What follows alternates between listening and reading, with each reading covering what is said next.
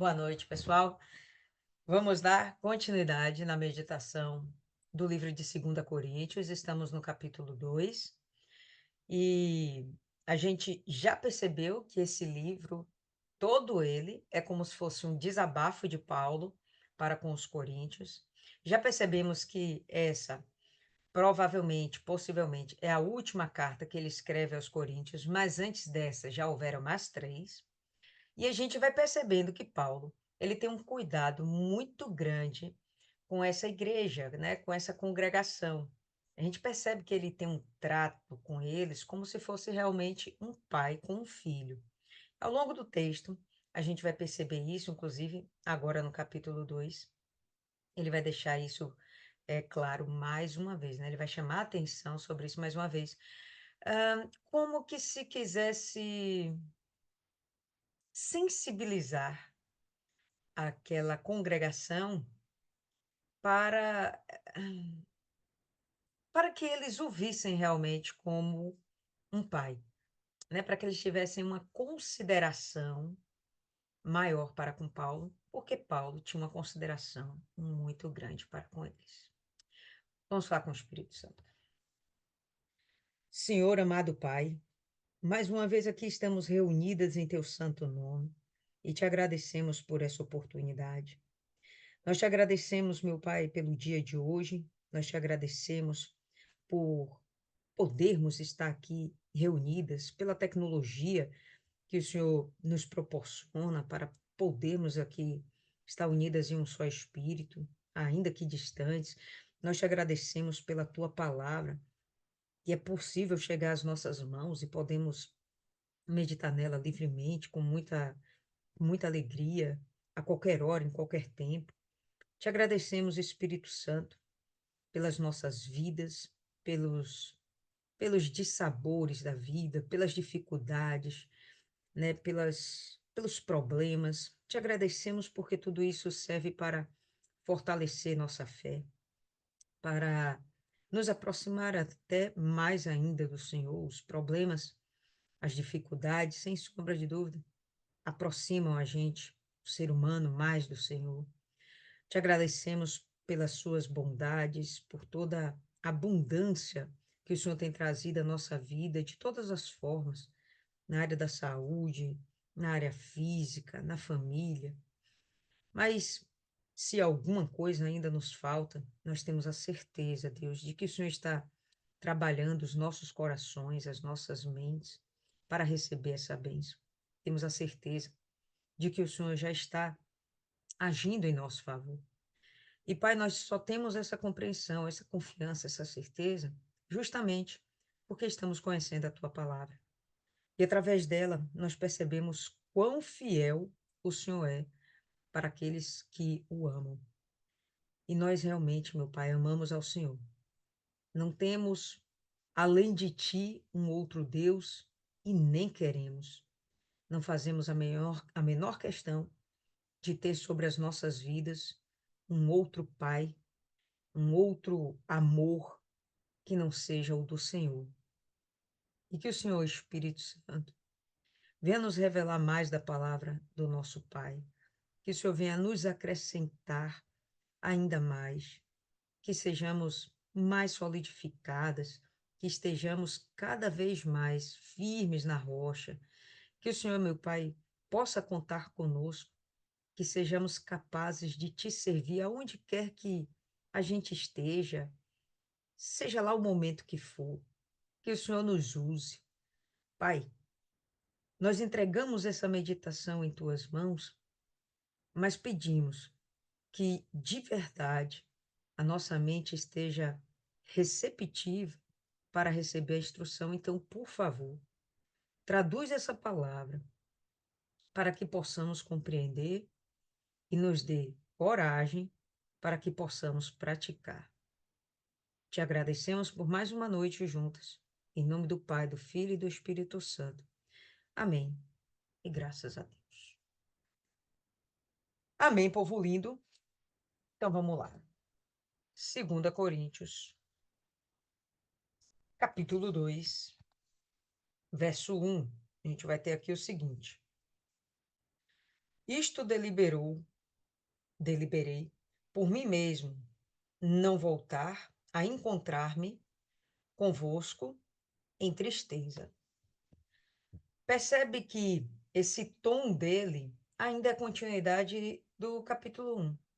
Então, você que já meditou no capítulo 1, você que estava aqui com a gente, você que já estudou por conta própria, você percebe que Paulo finaliza o capítulo 1 falando que gostaria muito de ter ido ficar com os coríntios, mas não era o momento ideal, né? E ele entende que o próprio Deus recomenda que ele não vá ter com os coríntios.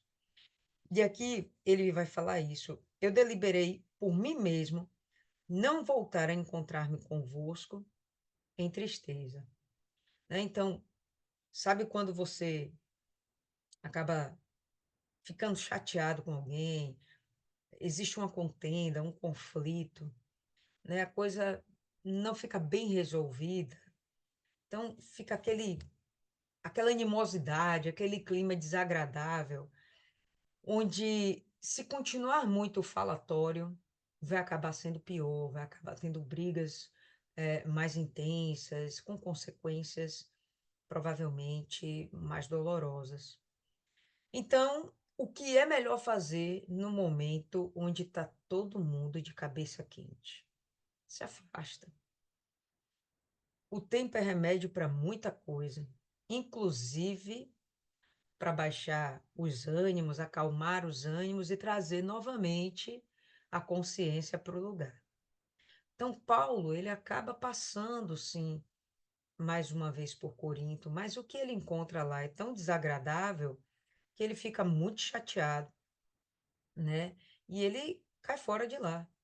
Ele entende que não é o momento, porque senão ele vai ser muito pesado para aquele pessoal, né? Ele vai falar com ira.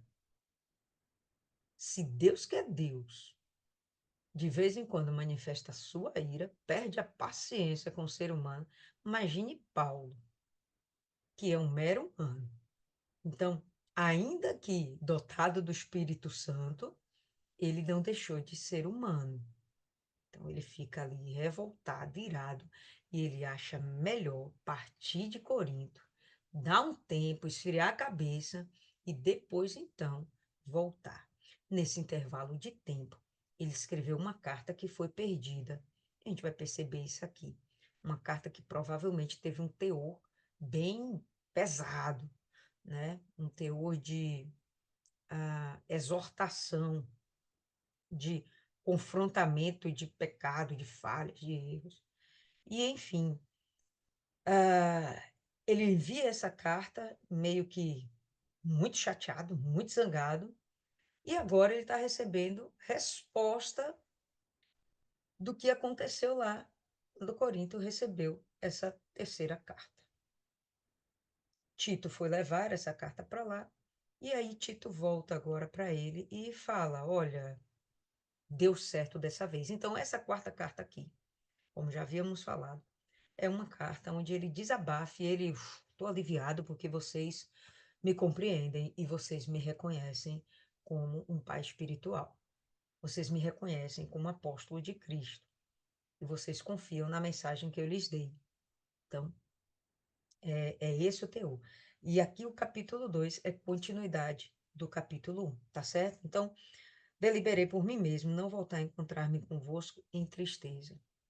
Porque se eu vos entristeço, quem me alegrará, senão aquele que está entristecido por mim mesmo? Então, a alegria de Paulo, a alegria do apóstolo, do pregador, do pastor, é ver a sua igreja feliz, ver a sua congregação feliz. Mas no momento que ele vai lá e acaba que a presença dele entristece aquele povo, cria uma situação desagradável com aquele povo, ele vai e acaba ficando triste também, né? Então, por isso ele fala, olha, não é momento, tá certo? Não foi o momento, pelo menos naquela hora. Então, como ele falou em 1 ou em 2 Coríntios 1:12, Ele diz aqui, ó, porque a nossa glória é esta, o testemunho da nossa consciência, de que com santidade e sinceridade de Deus, não com sabedoria humana, mas na graça divina, temos vivido no mundo e mais especialmente para convosco. O que ele quis dizer aqui é que a glória dele é que ele pregou toda a verdade e o resultado, o fruto, aquela igreja trazia para ele essa sensação não, que não é apenas um mero sentimento, mas aquela ideia de dever cumprido, entendeu? Ele vai repetir isso aqui. Se eu vos entristeço, quem me alegrará? Né? Então, a minha alegria vem de vocês estarem bem. Ah, mas se a minha pregação tem sido dura, ou se vocês estão rejeitando a minha autoridade, né? Então, por que eu estarei com vocês? Eu vou acabar ficando triste também com quem deveria estar me alegrando. Quem deveria ser a minha glória. E isto vos escrevi para que, quando for, não tenha tristeza da parte daqueles que deveriam alegrar-me. Então, quando eu for ter com vocês, eu estou escrevendo essa carta agora, essa. Estou escrevendo para vocês, para quando eu for estar com vocês, eu não ou melhor, eu não os veja entristecidos. Porque se vocês ficarem entristecidos com a minha presença, então, sabe, eu vou ser um pai desprezado. E, bom, não era o que ele queria, claro, certo? Então, e isto eu escrevi para que, quando for, não tenha tristeza da parte daqueles que deveriam alegrar, confiando em todos vós, de que a minha alegria é também a vossa. Então, você percebe que Paulo, ele compreende nitidamente a interdependência do bem-estar, tanto da congregação quanto do pastor. Se a igreja não vai bem, o pastor não vai ficar feliz. E se o pastor não está bem, a congregação também não vai ficar feliz, né? Então, existe essa sensação não, essa ideia, tá? De interdependência, tanto da congregação com o pastor, quanto do pastor com a congregação, o responsável espiritual daquele lugar. E ele já havia dito isso muitas outras vezes em Romanos, 1 Coríntios, alertando para que a gente se importe com o próximo, amando o próximo, desejando ao próximo que ele esteja em melhor condição do que a gente mesmo. Traduzindo o que ele fala aqui. Se vocês não estiverem bem, eu não estou bem. E se eu não estiver bem, eu sei que eu não vou deixar vocês bem também, tá? Porque no meio de muitos sofrimentos e angústias de coração vos escrevi. Esse vos escrevi é uma ideia que remete àquela terceira carta que foi perdida, tá? Teve a primeira carta antes de 1 Coríntios, aí vem 1 Coríntios, que é o que a gente tem. Teve essa carta perdida, que foi uma terceira carta, e tem agora a 2 Coríntios, que é a quarta carta que tem esse conhecimento de que Paulo escreveu. Pode ser que ele tenha escrito até outras mais, mas foram perdidas. Aprove Deus que essas duas ficassem para a nossa edificação. Ponto final. Porque no meio de muitos sofrimentos e angústias de coração, veja que ele estava muito entristecido. Vos escrevi com muitas lágrimas. Ele estava muito entristecido. Não para que ficasseis entristecidos, mas para que conheceis o amor que vos consagro em grande medida. Fica parecendo que é uma apelação emotiva? Não sei, talvez, mas ele está sendo sincero. Ele está mostrando que dentro do coração dele, ele tem uma afeição muito grande por aquela congregação, por aquelas pessoas. Ele viu que essas pessoas andavam no engano, na idolatria, no politeísmo, no sofrimento, na prostituição, afastados de Deus, sem esperança de vida com Deus, mortos em seus próprios pecados. E ele vê que, quando ele chega lá, a mensagem é de pronto recebida. E ele fica feliz. Caramba, um monte de gente saiu do inferno e estão agora caminhando, né, rumo à salvação.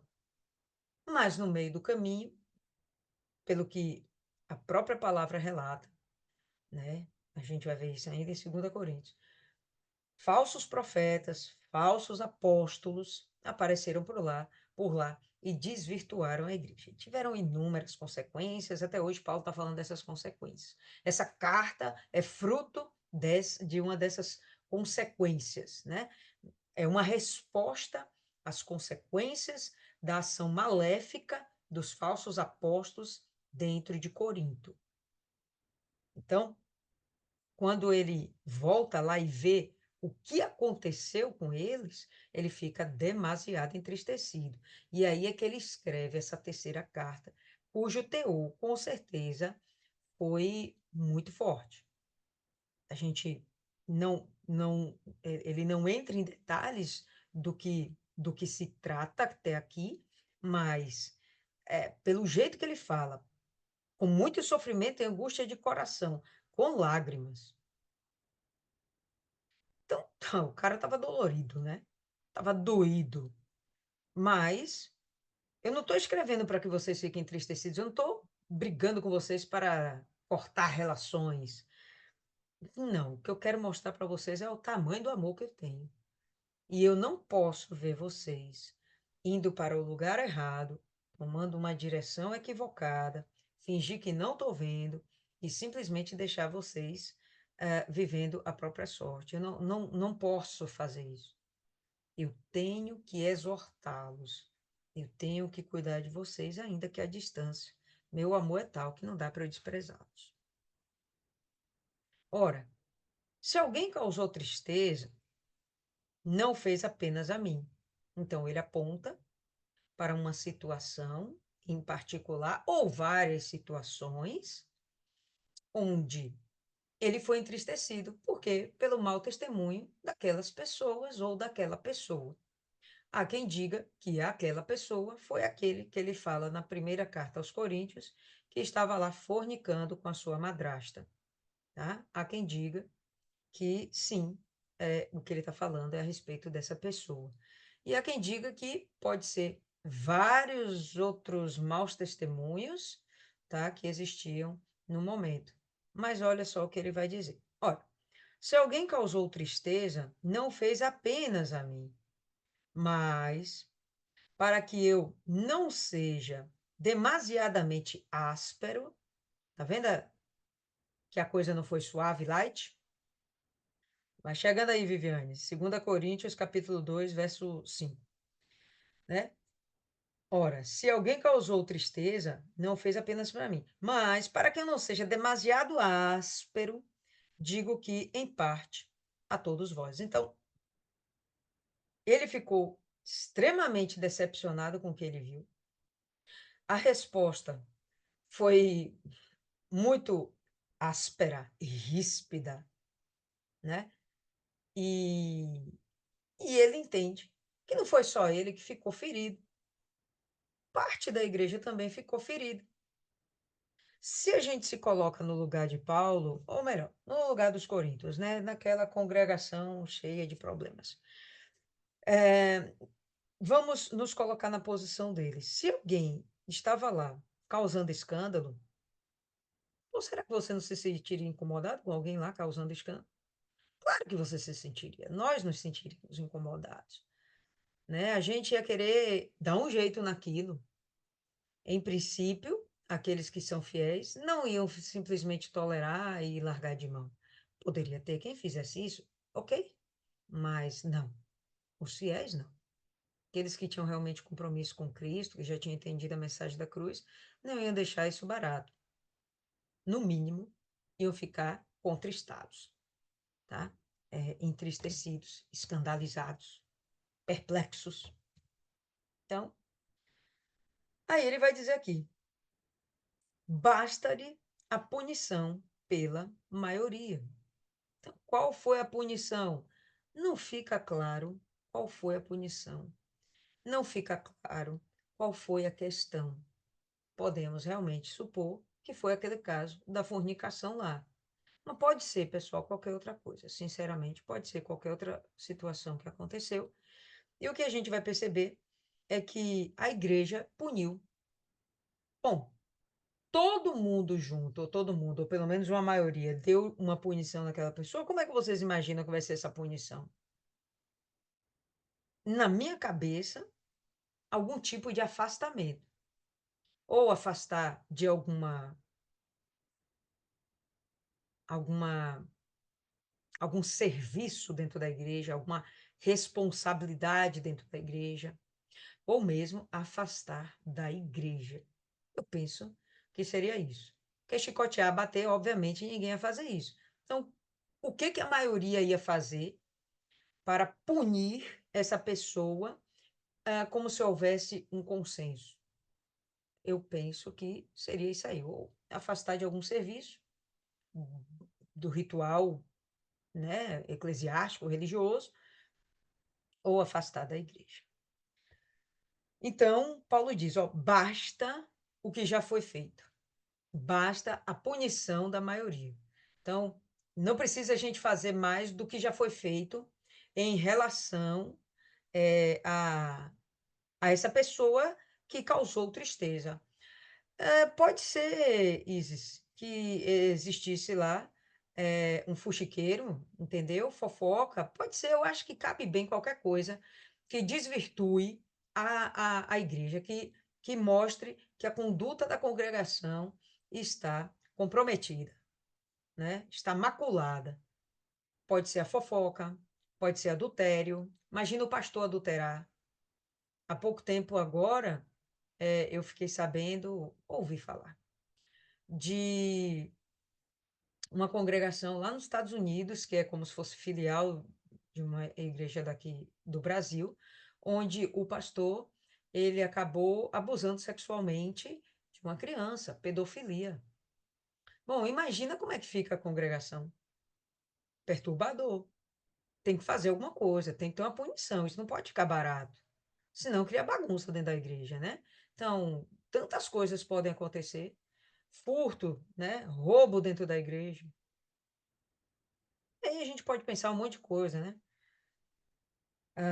Enfim, ele diz que a maioria deu uma punição para a pessoa e ele diz: olha, já basta. De modo que deveis, pelo contrário, perdoar-lhe e confortá-lo. Estamos falando de uma pessoa? Pode ser que sim. Estamos falando de 200 pessoas? Pode ser que sim. Todas essas pessoas, ou essa pessoa, que causou tristeza dentro da congregação, que sofreram a punição, né, que a maioria definiu. Aí ele está dizendo aqui: devemos perdoar e confortar. Claro que eu acredito que esse perdoar está relacionado a uma decisão do pecador de arrepender-se. Eu acredito que essa pessoa, Paulo não vai dizer, ó, perdoa o pecador. Não, perdoa o arrependido. Perdoa o arrependido. Para dentro da congregação, perdoa o arrependido. Se arrependeu, tudo bem? Então pronto, vai, chama para perto de novo. Vamos cuidar, traz para cá. Perdoa-lhe e conforta-o. Conforta, para que não seja o mesmo consumido por excessiva tristeza. Se há uma excessiva tristeza, então eu entendo que houve arrependimento. O arrependimento, ele está aliado a uma tristeza profunda do pecado que você tinha hábito de fazer. Seu pecado lá de estimação, não. Quando você decide abandonar esse pecado, quando você reconhece que ele é pecado, né? Seu hábito, quando você reconhece que ele é pecado, você você fica entristecido, né? E você abandona, né? De modo que ele fala, olha, perdoa, vamos confortá-lo, né? Vamos trazê-lo novamente para a congregação para que não seja o mesmo consumido por excessiva tristeza.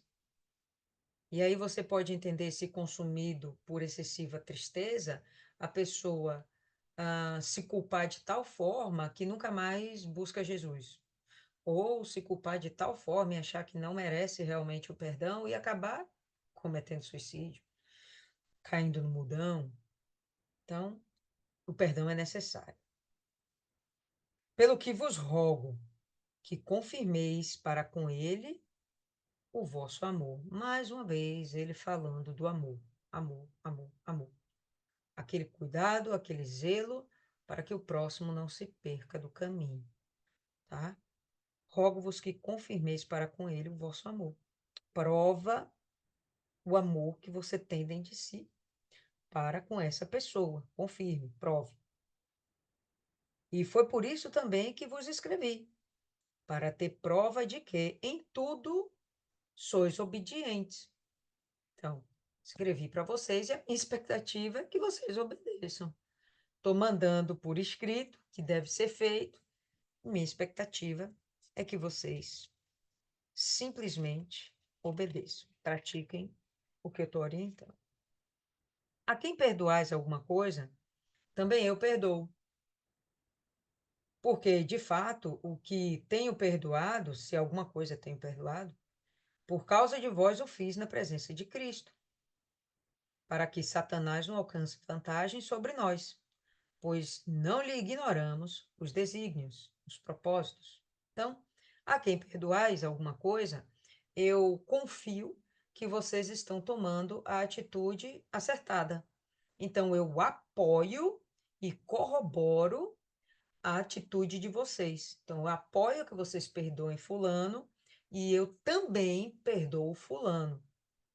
Aí ele já mostra que existe a expectativa dele é que eles tenham um proceder tão reto quanto do próprio Paulo. A expectativa dele é que realmente eles sejam firmes, justos e que não como é que se fala? Não exagerem nas suas punições, nos seus julgamentos. Não. Vamos praticar o amor, vamos cuidar dessas pessoas, e se vocês acharam por bem que fulano tem que ser perdoado, estou junto com vocês. Eu dou suporte para que vocês tomem suas decisões. Eu estou aqui apoiando, né? Então, mas a expectativa dele é que a igreja de Corinto, seus líderes que estavam por lá, tivessem a consciência pura para lidar com as pessoas. Para que Satanás não alcance vantagem sobre nós, pois não lhe ignoramos os desígnios. Então, supondo lá que a criatura não perdoe o criaturo. Isso vai causar o quê? Divisão dentro da igreja. Desde 1 Coríntios, ele está metendo pau nesse negócio de divisão. Não pode existir a divisão dentro da igreja. Se há uma contenda, né, se há necessidade de perdoar, é porque houve alguma agressão. Tenha sido física, tenha sido emocional, né?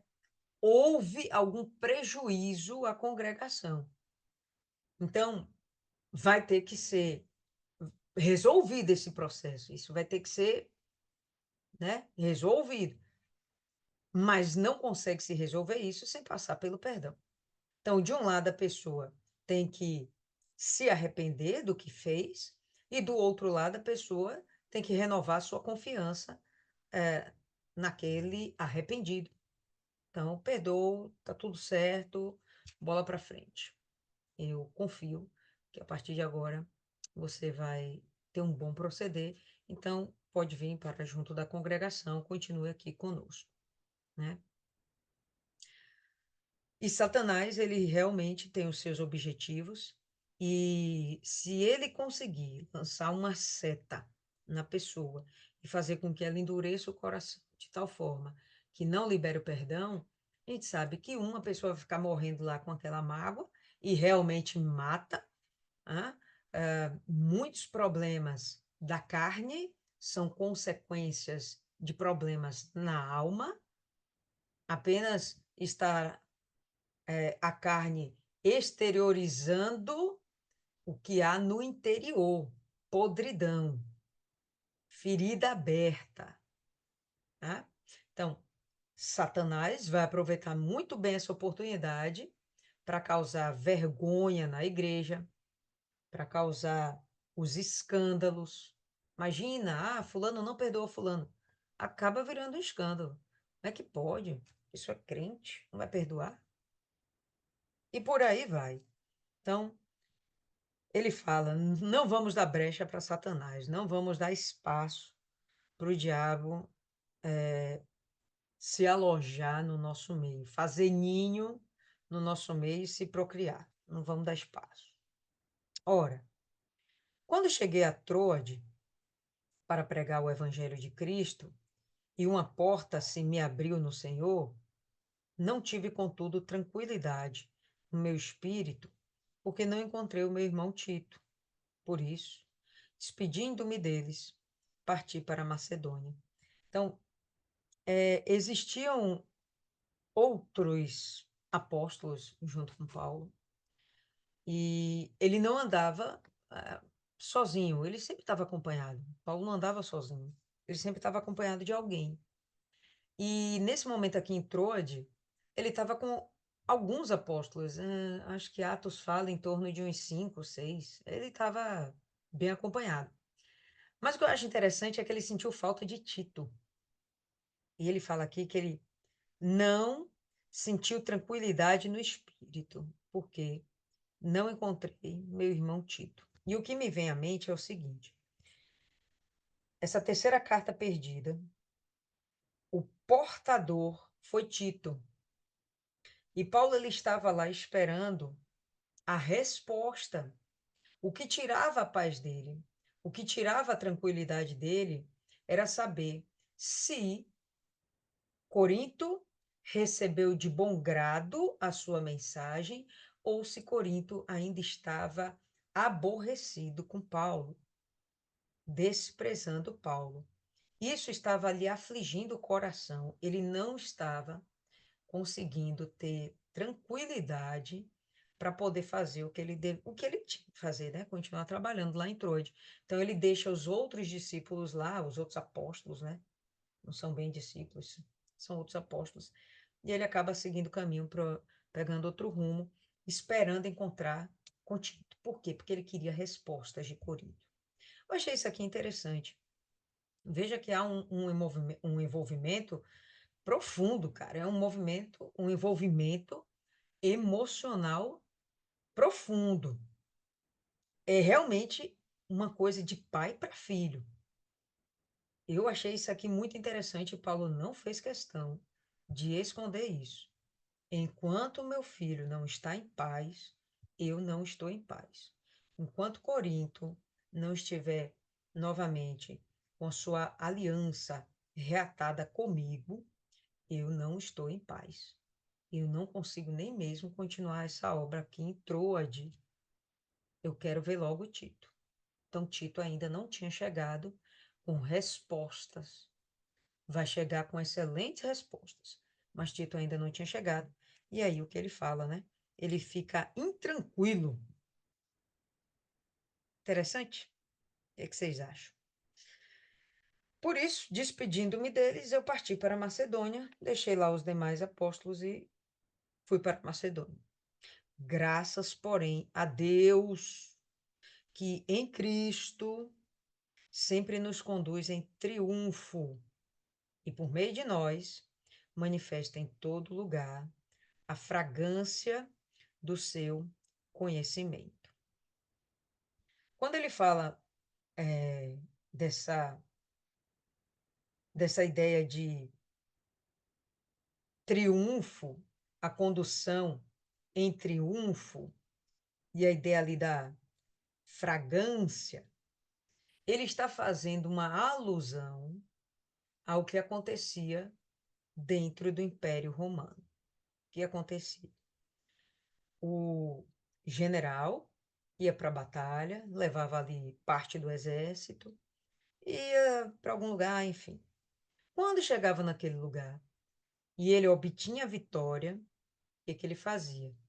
Voltava para Roma e em um cortejo entrava pela cidade, passeava pelas ruas, trazendo seus despojos, trazendo seus escravos, né? As pessoas, os prisioneiros, não vou nem dizer escravo, os prisioneiros que poderiam ser feitos escravos ou mortos, enfim, trazia os prisioneiros e eles iam através desse cortejo até o rei. Olha, rei, conquistamos mais uma vitória e está aqui os despojos que trouxemos para ti, inclusive está aqui os prisioneiros, faça como bem lhe aprouver, Roma está vitoriosa. E dentro desse cortejo, ao longo dessa festa, iam pessoas queimando incenso, de modo que, quando o cortejo triunfal passava, subia um cheiro agradável de incenso e todo mundo sentia aquele cheiro de vitória. Interessante, né? E aí Paulo está fazendo essa correlação, essa alusão, onde os apóstolos estavam sendo conduzidos à vitória através do próprio Deus em Cristo. E que, ao serem conduzidos à vitória, ao serem conduzidos até o rei, que no caso o próprio Deus, né? Por meio de nós, manifesta em todo lugar a fragrância do seu conhecimento. Então, o cheiro de Jesus, o cheiro de Cristo, o perfume de Cristo, seria justamente o que nós exalaríamos, o que nós exalamos, o conhecimento de Cristo, o conhecimento a respeito das coisas de Deus, o bom perfume de Cristo. Aí ele vai completar aqui, ó. Porque nós somos para com Deus o bom perfume de Cristo, tanto nos que são salvos, como nos que se perdem. Nós levamos para todas as pessoas o bom perfume, o conhecimento de Cristo, o entendimento do plano da salvação. Nós levamos para as pessoas, uns para a vida, outros para a perdição. Quem vai decidir se vive ou se morre é quem recebe a mensagem. Nós somos o bom perfume e essas pessoas vão decidir o que fazem com esse bom perfume. Se eles vão se permitir também serem conduzidos à vitória ou não, né? Porque, ou melhor, para com estes, cheiro de morte para a morte. Então a pessoa vai receber como a mensagem: não, isso aqui não vale nada, despreza, é mentira. Né? Hoje eu vejo muita coisa, viu, pessoal? Eu pesquiso muita coisa. Aí eu vi um cabra comentando que as profecias de Daniel foram escritas depois que elas aconteceram. O cara incrédulo, né, velho? Ou no mínimo muito estúpido, porque os estudiosos, eles, e isso tá na internet para qualquer pessoa hoje em dia, né? Se não tivesse internet, tudo bem, mas está na internet para qualquer pessoa. Os estudiosos, eles conseguem perceber pela, pela escrita em que tempo aquilo foi escrito. Porque a língua, ela é dinâmica. Tem coisas que a gente falava no passado e que hoje já não fala mais. Tem coisas que no passado a gente não falava e que hoje a gente fala e se compreende muito bem. Então, a língua é extremamente dinâmica. E o teor da escrita de Daniel, como foi escrito, a língua que foi escrita, é um aramaico que, quando foi traduzido, deu tanto trabalho para se traduzir, porque era uma língua que já estava morta, já estava se perdendo. E os termos que usava já tinham caído em desuso, porque já existiam mais de tantos séculos que aquilo havia sido escrito. E o cara dizendo, não, foi escrito quando as profecias já tinham se cumprido. O incrédulo, eu estou trazendo para vocês, que a gente vai levar a mensagem de Cristo e tem gente que vai dizer, não, isso aqui é mentira.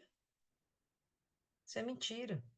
Bom, então aí a pessoa vai perceber na gente um cheiro de morte para a sua morte. Ela que vai decidir.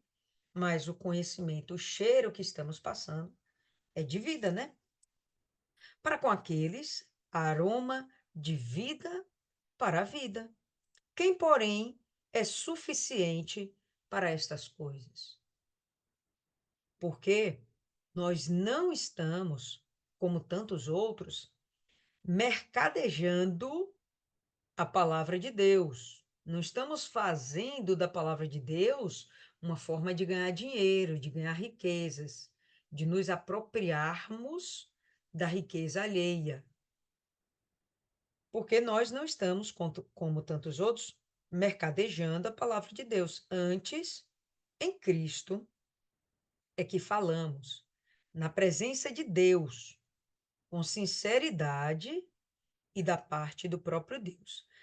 Antes, em Cristo é que falamos, porque fomos chamados por Cristo, na presença de Deus, então nós temos testemunha, com sinceridade e da parte do próprio Deus. A mensagem que nós trazemos, ela é sincera e fiel à própria mensagem que Deus mandou a gente dar, né? Então, ele está apontando para algo que ele vai tratar mais na frente. Os falsos apóstolos, que estariam usando da palavra de Deus para terem benefícios próprios, para auto-enriquecimento, para seu prestígio, para sua notoriedade, mas, sem sombra de dúvidas, para também desvirtuar a igreja. Essas pessoas, no meio dos coríntios, deu um problema danado. E essa igreja, para ficar firme de verdade, rechaçando, ou pelo menos sabendo identificar o que é o profeta de Deus, o apóstolo de Deus e aquele que é o falso apóstolo, pelo menos identificar para então ressachar aquela mensagem impura, aquela mensagem corrompida. Tá? Então, deu trabalho para que eles aprendessem, deu trabalho. E Paulo está até aqui agora sofrendo, querendo ajudar esse povo, mas sofrendo. Mas ele fala: graças, porém, a Deus, que em Cristo sempre nos conduz em triunfo. Então, aquela história de a palavra de Deus não volta vazia, graças a Deus, que sempre nos conduz em triunfo. A vontade de Deus é que realmente a palavra dele frutifique. Nós já vamos ter vitória se a gente só obedecer, se a gente cumprir o mandamento de Deus, ide. Mas será maior ainda a nossa alegria, será uma glória se a nossa vitória produzir fruto. Almas que permaneçam para subirem e morar com Cristo Jesus no céu. Então é isso aí, povo lindo. Gostaria de saber se vocês têm algo além para acrescentar, o que chamou mais a atenção de vocês. Quem começa aí, levanta a mão. Ninguém levanta a mão. Aí eu já começo a chamar pelo nome. Fala aí, dona Maiana.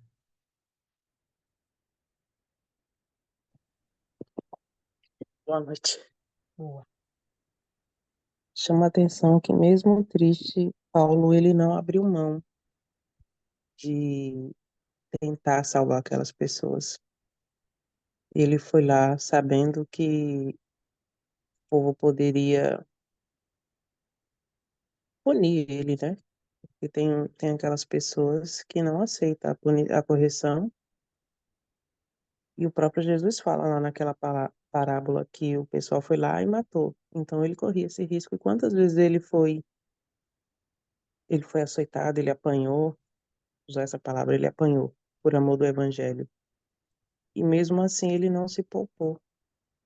E a gente às vezes vê, tá cuidando de alguém e quer desistir daquela pessoa porque a gente não está aguentando aquilo e esquece que Deus passou a mesma coisa e que outras pessoas sofreram o mesmo com a gente. E mesmo sofrendo, eu acho que vale a pena. Eu, por exemplo, quando eu vejo que eu não estou sendo mais útil para ajudar uma pessoa, eu peço a Deus para colocar outra pessoa para ajudar ela. Ó Deus, se o Senhor não está contando comigo, na verdade não é que o Senhor está contando comigo, se essa pessoa não quer a minha ajuda, então que o Senhor coloque outra pessoa. É o amor pelas almas, o cuidado e a preocupação uns com os outros.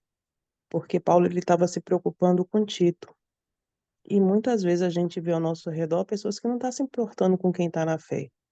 Aí está cuidando daqueles que aparentemente ainda não estão salvos, esquece dos que estão salvos também pode se perder.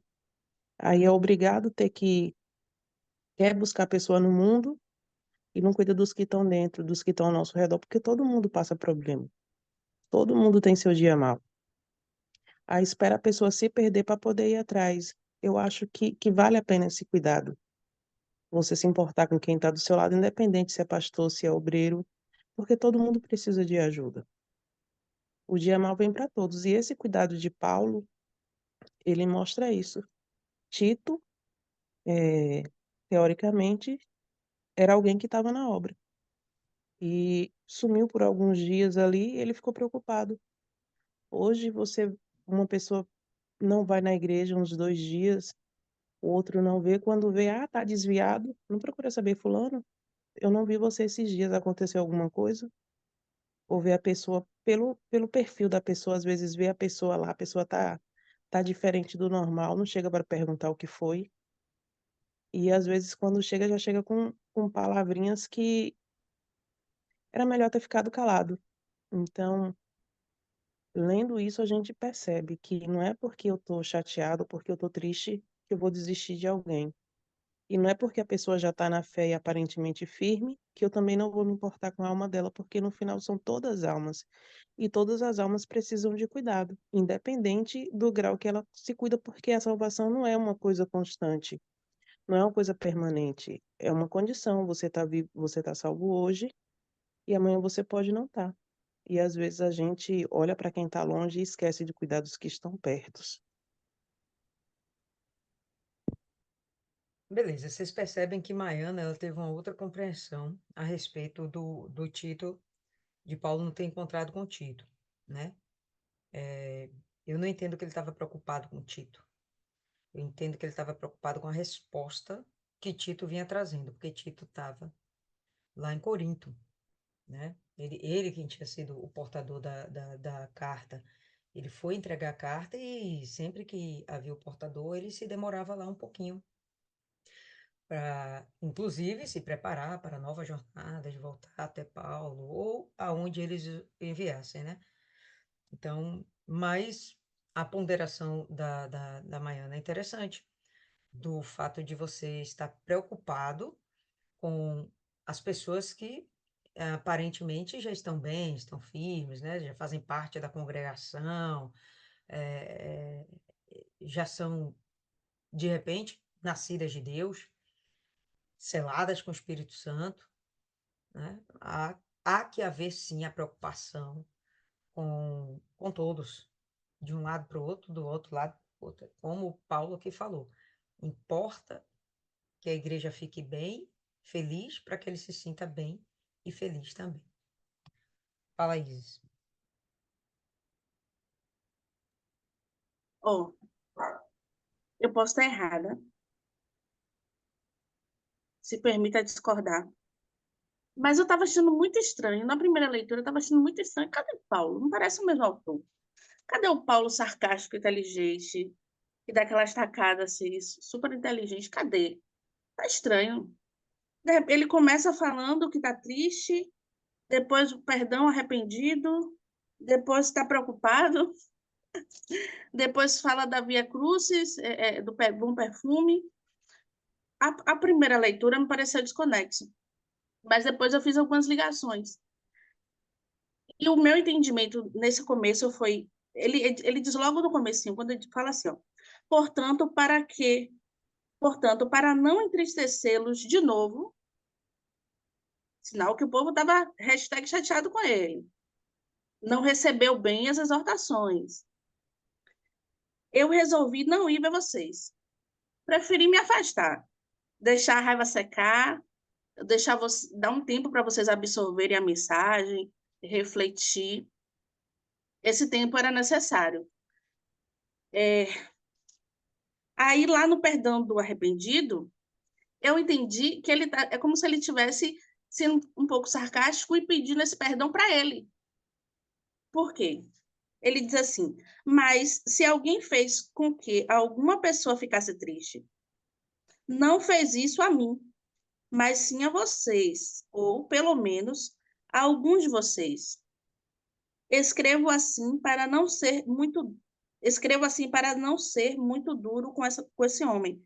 Basta o castigo que a maioria já deu a eles. É como se ele estivesse usando esse homem ou falando de um homem, mas querendo se referir a ele.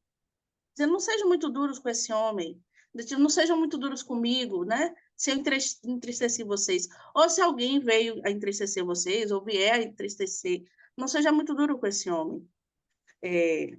Até para ele não ficar triste. Ele, no começo, disse que ele estava triste. Para que essa pessoa não venha ficar batido. E ele também disse que a felicidade dela, a alegria dele, vem da alegria desse povo, que o fortalece, a alegria deles fortalece o trabalho, ajuda no ânimo dele. Me pareceu isso. Pode não ser. Pode ser que ele esteja sendo ambíguo também, falando de um homem, também querendo se referir a si próprio. Mas me pareceu isso. O Paulo, o jeito que ele escreveu as outras cartas, me remeteu a isso, como se ele estivesse sendo irônico, ou então querendo fazer uma alusão a esse homem e a si próprio, já que eles ficaram tristes, né? Não receberam bem a exortação. E isso me remeteu também a uma situação que a gente viveu, você sabe, em que você ajudou tanto, e aí, quando você exortou, ou quando você deu uma palavra um pouco mais dura, o neguinho ficou #chateado e se voltou contra você. Você lembra disso, né? Uhum.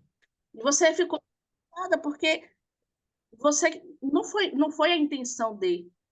Você falou com a intenção de ajudar, e a pessoa recebeu mal e ficou #chateada, e foi uma situação chata.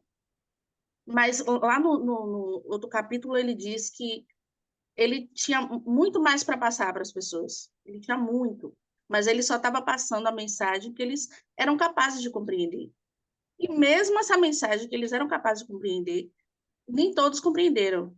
Metade, ou menos da metade, conseguiu entender o real sentido da palavra.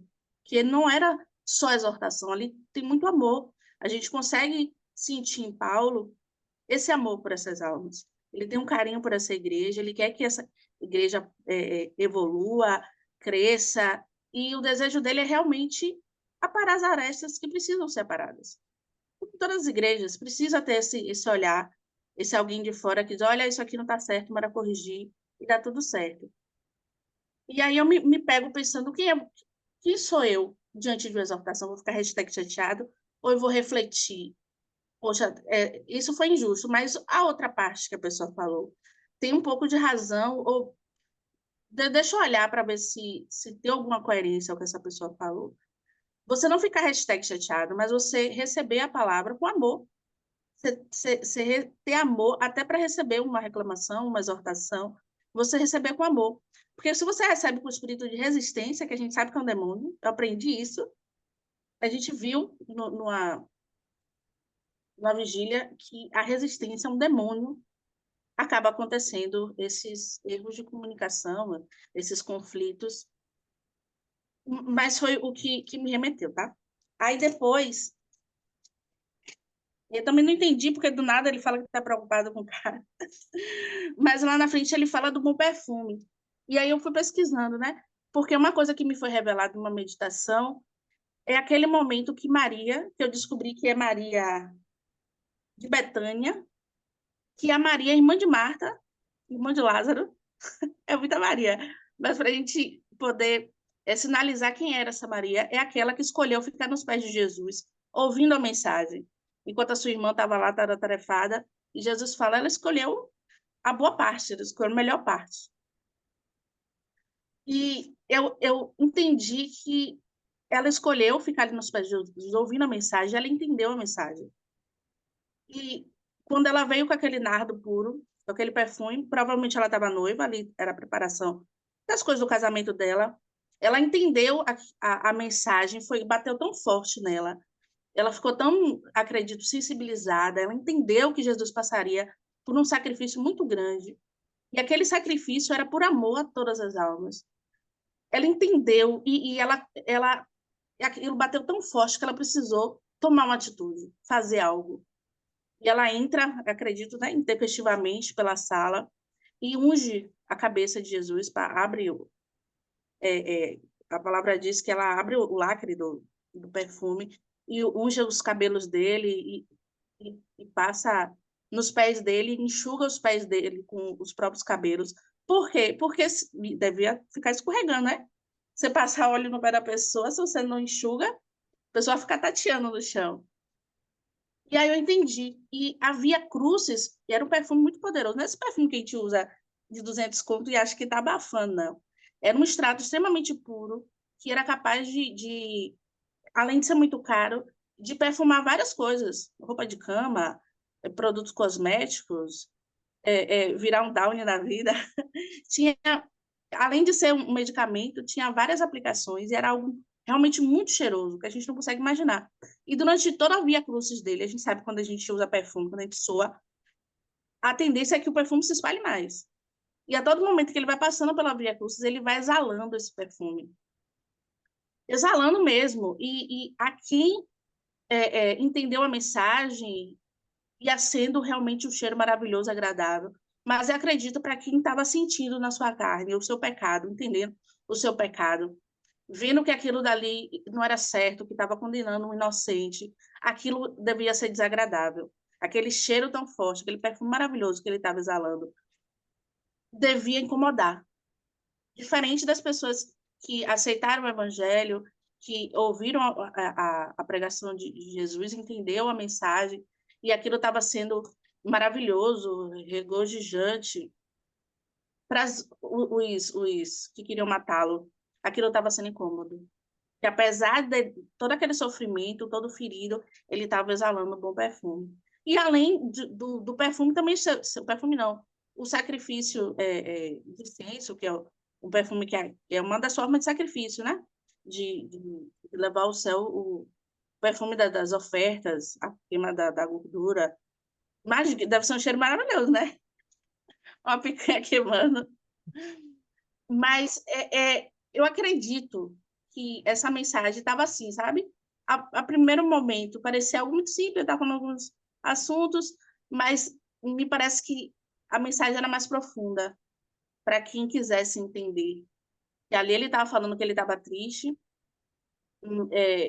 mas que ele queria ver as pessoas felizes, porque a felicidade deles fortalecia a sua própria felicidade, pedindo que eles não sejam tão duros com ele próprio ou com alguém que tenha deixado eles tristes, que perdoe e que anime essa pessoa, que em vez de expulsá-lo ou afastá-lo, que tente aproximar de si.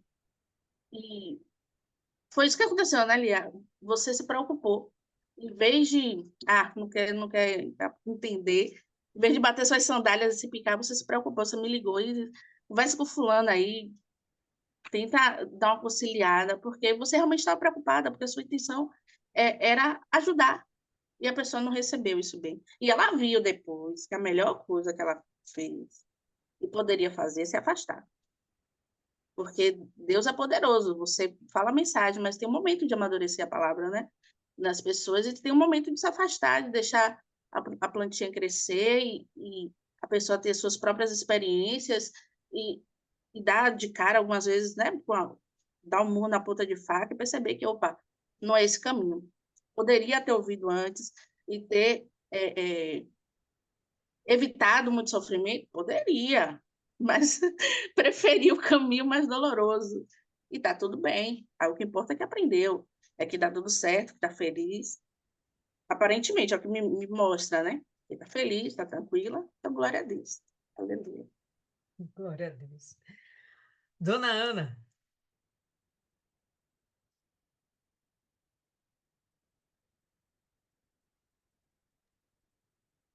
Boa noite. Boa. Para mim, esse é o versículo 10. E o versículo 10, pelo menos, ficou para mim, sobre o perdão. Que ao perdoar, quando a gente perdoa, seja um perdão, seja consciente, seja realmente de coração. E não aquele perdão que perdoou só por perdoar, mas que o fato de encontrar com a pessoa, o coração já fica ali chateado, fica. Não, fica com o coração sujo mesmo, né? Perdoou de boca para fora. E que seja por amor, na presença do Senhor Jesus Cristo. Né? Procurar não dar espaço ao diabo, guardando mágoa, ressentimento, e procurar guardar o coração sempre, para não acumular nada no coração, para que não venha sofrer as consequências, porque quando a gente retém dentro do coração algo guardado ali, que a gente não, não, não joga fora, o que acontece? A gente passa, o corpo é que vai passando para a gente, né? Vai aparecendo a enfermidade. E enfermidade, para mim, é coisas guardadas mesmo no interior da pessoa e que ainda não colocou para fora. Então, não se livrou. Não sei se realmente eu passei alguma coisa. Sim, senhora, dona Ana. A gente entendeu, sim. Tá meio que cortando aí também a net da senhora, mas a gente entendeu, sim. Deixa eu ver aqui, só para encerrar aí. Viviane.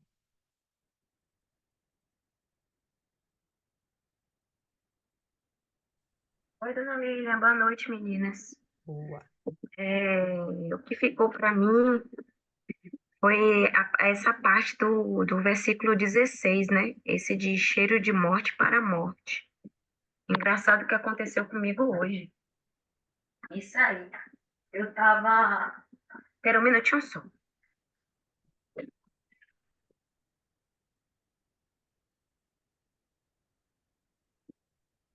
Eu estava meditando no livro de Gênesis. Aí eu estava conversando com a pessoa, né? Sobre a criação de Deus, falando do Jardim do Éden e tal. Aí a pessoa chegou para mim e falou: E será que existe mesmo esse negócio? Tipo, duvidando, né? Da palavra de Deus, né? Aí eu, na mesma hora, rebati com a palavra de Deus. Eu falei: Ele, cadê o relato que diz que existe o Jardim do Éden? Eu falei: A palavra de Deus diz que tudo passará, menos a palavra dele. Aí essa pessoa pegou, ficou parada assim, quieta. Aí eu me lembrei, é isso aí, né? Porque muitos, é assim, lê, lê não, né? Que a gente é que lê, passa para a pessoa. Aí a pessoa sempre fica com dúvidas, sempre não entende, né? Sempre fica o porquê, a dúvida. E também eu li aqui, dona Lilian, que em 2 Coríntios, acho que é no capítulo 3 que está falando aqui também, né? Que 3 não, no 4, versículo 3, mas se o nosso evangelho ainda está encoberto, e para os que se perdem, que está encoberto. Eu acredito nisso aí. As escamas dos olhos, né, dessas pessoas ainda não estão abertas, porque o mal, ele cega o entendimento. Quer que a pessoa não entenda, que a pessoa duvide da palavra de Deus, porque o diabo não quer que a gente medite, não quer que a gente leia a palavra de Deus, porque aqui é vida, né? A palavra de Deus é vida para a gente, para o nosso espírito. Nos fortalece, nos aviva. Como o Bispo Macedo falou, né? Hoje, essa semana toda ele está falando para a gente meditar na palavra de Deus, ler a palavra de Deus, né? Então, o que ficou para mim foi essa parte aqui, porque eu vivi hoje isso. Eu vivi hoje isso aí. E só. Beleza. Você falando isso aí, eu lembrei essa semana, o pessoal do conselho, né, o Conselho de Odontologia, foi lá no consultório. E para fiscalização, algo assim, rotina. E só que o meu nome de cadastro ainda no CRO é o meu nome de solteira. Foi quando eu fiz, me formei, fiz o cadastro, enfim, a inscrição. E meu nome está lá, nome de solteira, Lília dos Santos Correia. Aí, só que eu já casei, enfim, mudei meu nome quando eu casei. E na hora ele chegou e foi perguntando os dados e pediu para eu confirmar. Aí eu cheguei, poxa, tem como você mudar aí meu nome de solteira e já botar o nome de casada? Aí ele chegou, mas para que isso? Eu falei, para que o quê? Para que mudar aí? Não, para que mudar seu nome? Por que não deixou o nome de solteira? Não precisa dessas coisas hoje mais não, doutora. Aí eu falei, não, eh, eu sou casada, eu tenho o nome do meu marido. Não, mas essas coisas hoje não precisa, não. Eu falei, não, isso é uma questão de pertencimento.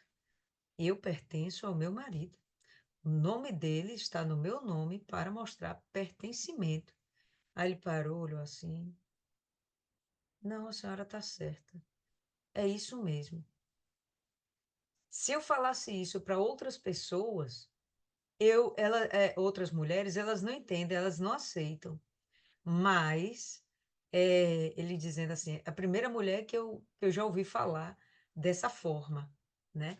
E isso realmente está na Bíblia. Ou se alguém perguntar a respeito disso, está na Bíblia. Então, em primeiro momento, ele quis considerar que, e eu já tinha ouvido isso também, quando fui atualizar o CPF, trocar o nome no CPF, a mesma coisa, a pessoa chegou, mas para que mudar o nome? Para que mudar o nome? Porque a pretensão, a intenção dessas pessoas é de que o casamento não é para sempre.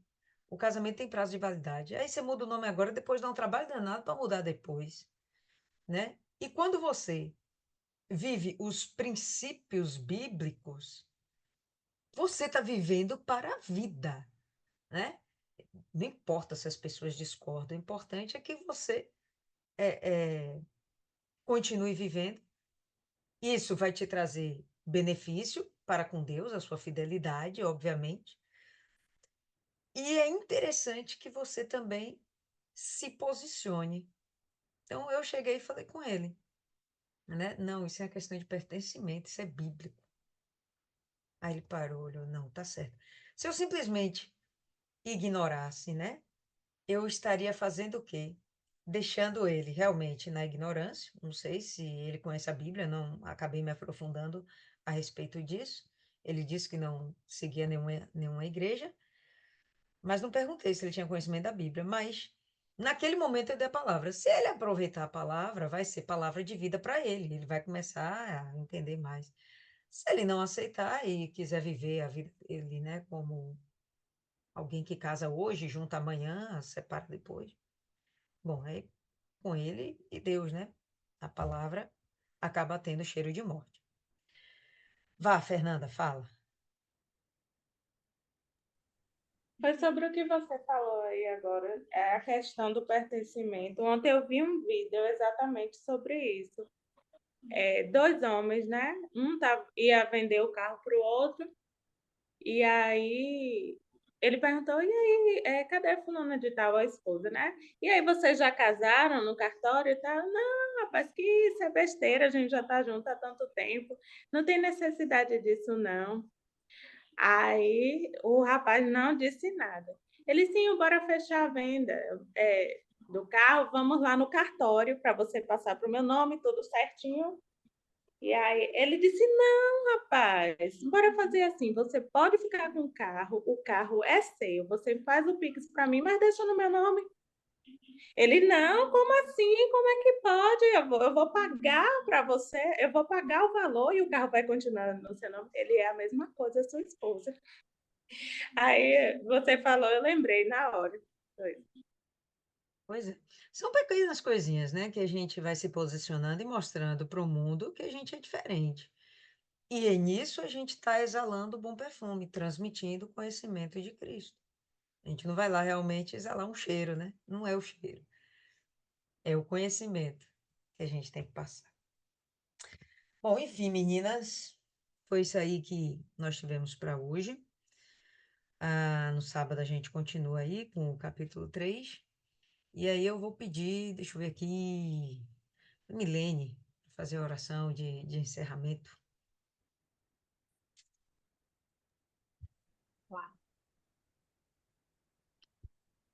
Senhor, meu Deus, meu Pai, mais uma vez, meu Pai, agradecemos pelo privilégio de estarmos em um verdadeiro sacrifício, Senhor. Mas é um sacrifício enriquecedor, fortalecedor, um sacrifício que realmente faz uma diferença enorme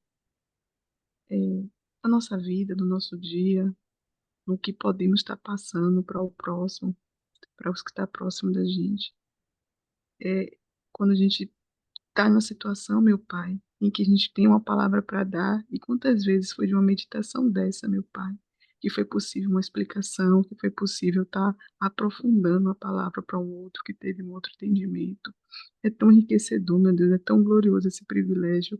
E agradeço muito por essa oportunidade, agradeço pela vida de Dona Lília e de todas, meu Pai, que se dedicam a estar aqui, meu Pai, para ser melhor para o Senhor, para exalar esse perfume, meu Deus, porque esse é o nosso objetivo, né? Nós temos mais do Senhor e precisamos exalar com as nossas atitudes, com as nossas escolhas, que elas transmitam o seu caráter, meu Pai, porque nós temos que diminuir cada vez mais para que o Senhor cresça em nós, porque se formos mostrar nós mesmos, não temos nada de bom para mostrar, meu Pai. O Senhor é que é perfeito, o Senhor que é o perfume, nós somos um instrumento. E para podermos passar esse perfume, meu Pai, temos que ter mais de ti, meu Pai. Temos que dar mais para ti, temos que sacrificar mais de nós mesmos para que o Senhor possa crescer, para que a gente esteja preparado, meu Pai, para receber alimento mais forte, meu Deus, para a gente estar preparado para as lutas que estão por vir. São tantas coisas que acontecem que a gente nem imagina, Senhor, os livramentos, mas também o que o Senhor permite que aconteça para o nosso fortalecimento, ou simplesmente para que a gente possa ajudar o outro que também está passando, meu Pai. Independente dos motivos, que a gente tenha a fé para crer que o Senhor está conosco em todas, meu Pai, situações, sejam justas, sejam injustas, sejam de perseguição, seja de até dúvida, meu Pai. Quantas vezes somos cercados pela dúvida? Se somos seus mesmos, se as nossas escolhas estão corretas, se estamos exalando esse perfume, ou se nós estamos olhando para nós mesmos com preocupações individuais, quando na realidade deveríamos nos inspirar como Paulo, meu pai, que não se preocupava com ele. Ele sabia que o mais importante é que aquelas pessoas conhecessem o Senhor, que elas soubessem a verdadeira doutrina, a verdadeira palavra, para não serem enganados, meu Deus. Então, a nossa preocupação não tem que ser com nós mesmos, não, meu Pai, porque somos imperfeitos, sim, mas que a gente possa, através da nossa imperfeição, mostrar um arrependimento, mostrar um esforço, meu Pai, para exalar o teu perfume, mostrar um esforço para seguir o que o Senhor nos ensina. Não só o que a gente está aprendendo, meu Pai, mas que a gente viva, Senhor, é o mais importante que a gente viva. Então, nos ajuda, meu Pai, a seguir fortes no teu caminho, nos teus propósitos, a ter cada vez mais de ti e passar o que temos recebido, meu Pai. Eu te agradeço imensamente, entrego a nossa família nas tuas mãos, nossa caminhada, todo o trabalho que nós fazemos, meu Pai, de levar a tua palavra, que o Senhor seja conosco, renova cada um de nós, Pai, é que eu te peço, no nome do Pai, do Filho e do Espírito Santo. Amém, graças a Deus. Amém, povo lindo. Então é isso aí. Deus abençoe cada um de nós e a gente se encontra próximo sábado. Deus abençoe.